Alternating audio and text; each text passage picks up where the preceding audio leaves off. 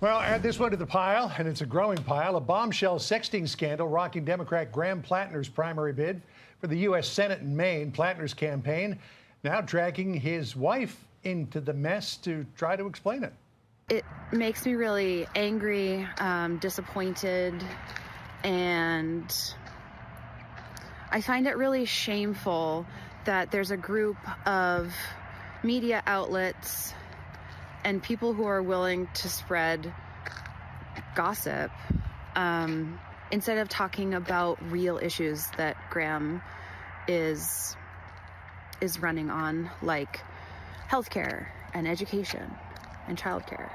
Our city correspondent Eric Shawn with all the details. Speaking of spreading gossip, wasn't it his wife who brought this to the campaign's attention? Well, yeah, apparently that's the report, John, that she did last August, and that has now sparked new questions about the Maine Democratic Senate candidate being raised today by Democrats. That after the revelations that he engaged in sexual texts with multiple women. Platner has been hit with the accusations that he had been sexting women last year. He married his wife, Amy, last year. The texting became public after reporting, including in the Wall Street Journal, that Amy told the campaign about it in the summer, hoping to contain any political damage. Well, the former campaign staffer who initially spoke to the Wall Street Journal about the text, later posting a text message from another staffer that she says threatened to smear her and calls her a liar if she went on the record with the story about the text. Well, this happens to be just the latest controversy over the candidate. You know, an old social media post, Platner called white rural people stupid and racist. He dismissed rape in the military. He then later apologized for those old texts. He also had gotten a skull and bones tattoo that some say resembled a Nazi symbol. When he was in the Marines in 2007, he has since covered that up. Platner did not address the substance of his texts, but he does blame the media for reporting on them.